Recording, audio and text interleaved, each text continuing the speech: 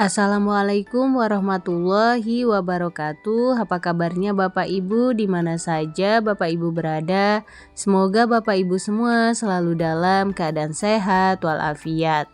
Nah, Bapak Ibu berjumpa kembali pada channel YouTube Desti Hidayat, dan di video kali ini untuk informasi yang akan saya sampaikan yaitu tentang memo rahasia honorer R2 dan R3 sudah masuk istana, tetapi belum ada kabarnya. Nah, Bapak Ibu kira-kira bagaimana informasi lengkapnya? Bapak Ibu dapat mengetahuinya dengan menyimak video ini hingga selesai. Namun Bapak Ibu, sebelum kita ke informasi lengkapnya, ada baiknya Bapak Ibu terlebih dahulu klik tombol subscribe dan juga nyalakan tombol loncengnya agar Bapak Ibu tidak ketinggalan info-info berikutnya. Dan nantinya jika dirasa informasi ini bermanfaat, Bapak Ibu dapat men-share agar tersampaikan kepada yang membutuhkan. Baik Bapak Ibu, mari kita ke informasi lengkapnya. Diinformasikan Bapak Ibu bahwa para honorer R2 dan R3 mempertanyakan kabar memo rahasia yang sudah masuk istana kepresidenan dan dijanjikan akan disampaikan kepada Presiden Prabowo Subianto. Bapak Ibu diulas kembali, dan sebagaimana yang sudah kita ketahui bahwa R2 ialah honorer K2 masuk database BKN yang ikut seleksi P3K 2024 tetapi tidak mendapatkan formasi. Nah, kemudian untuk R3 itu sendiri Bapak Ibu ialah non ASN atau honorer yang sudah masuk database BKN tetapi tidak kebagian formasi alias tidak lulus seleksi P3K 2024. Nah, Bapak Ibu, mereka ini akan masuk dalam gerbong pengangkatan menjadi P3K paruh waktu. Lantaran belum ada kejelasan mengenai memo rahasia yang dijanjikan disampaikan kepada Presiden Prabowo, Aliansi Gabungan R2 dan R3 Indonesia akan menggelar aksi demonstrasi jilid 3 selama 2 hari, yaitu pada tanggal 10 sampai 11 Juni 2025. Nah, untuk kita ketahui Bapak Ibu, memo rahasia ialah istilah rekomendasi yang dijanjikan akan disampaikan kepada Presiden Prabowo Subianto, berisi aspirasi para honorer R2 dan R3. Jubir Aliansi Gabungan R2 dan R3 Bahri Permana menjelaskan, janji mengenai memo rahasia disampaikan tenaga ahli KSP Yusuf Hakim Gumilang saat honorer menggelar aksi nasional jilid 2 pada 14 April 2025.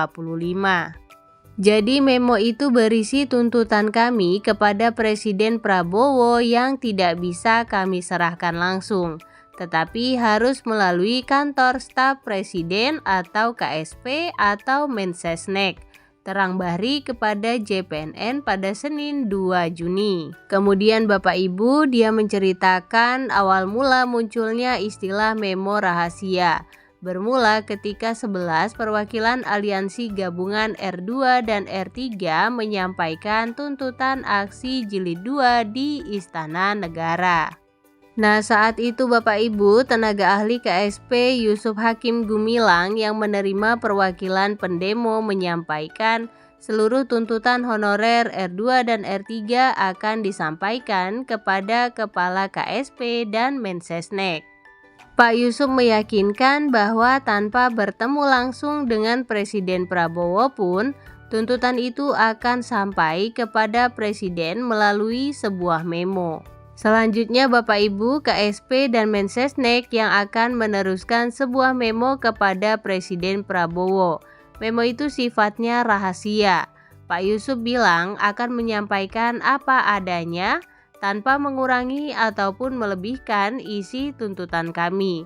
Bahkan bilang memo ini sifatnya rahasia, kata Bahri menirukan kalimat Yusuf Hakim.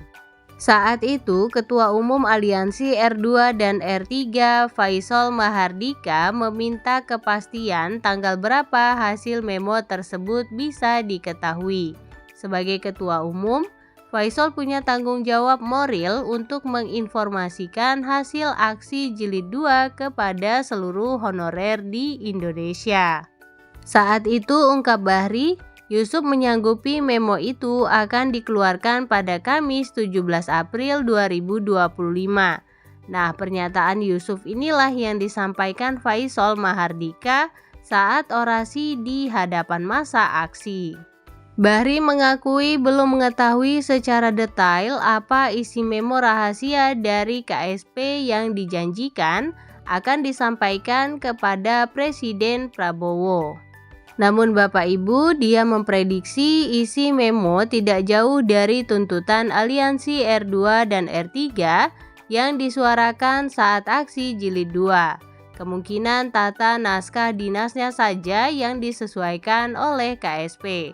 Nah Bapak Ibu, untuk diketahui terdapat 9 tuntutan aksi jilid 2 yang disampaikan di KSP. Berikut adalah isi tuntutan dari aksi jilid 2 tersebut. Yang pertama ialah menuntut hak honorer R2 dan R3 serta yang terdata di pangkalan database BKN menjadi P3K penuh waktu. Berikutnya yang kedua Bapak Ibu menekan Menpan RB untuk membuat regulasi yaitu membuka kembali pengusulan formasi jabatan di kementerian, lembaga, instansi daerah baik provinsi, kota atau kabupaten seluruh Indonesia. Yang ketiga, meminta pemerintah pusat dalam hal ini BKN untuk percepatan pengisian DRH untuk R2 dan R3 dan yang terdata di database BKN seluruh Indonesia. Berikutnya meminta pemerintah pusat mengeluarkan PP oleh Presiden tentang pengangkatan seluruh honorer R2, R3 dan yang terdata di database BKN menjadi P3K penuh waktu. Kemudian yang kelima menuntut pemerintah pusat memprioritaskan R2, R3 dan yang terdata di database BKN menjadi penuh waktu terlebih dahulu sebelum pelaksanaan pembukaan CPNS dan P3K.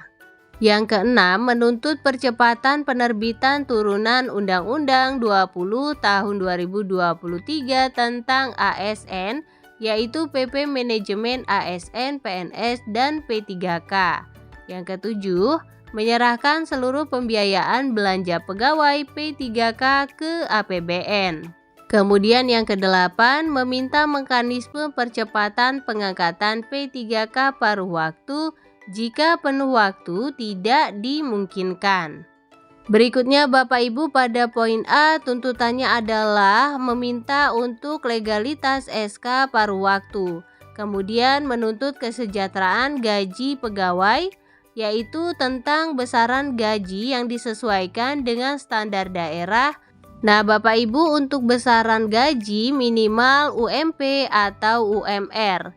Pada poin C, masa waktu pengangkatan paruh waktu ke penuh waktu yaitu sekitar 6 bulan sampai 1 tahun. Kemudian pada poin D, afirmasi harus melekat untuk R2 dan R3.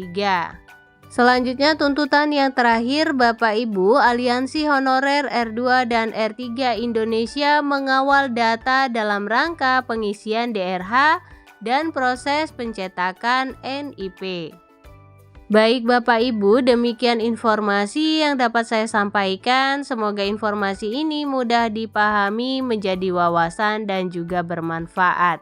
Jangan lupa Bapak Ibu untuk share video ini agar tersampaikan kepada yang membutuhkan.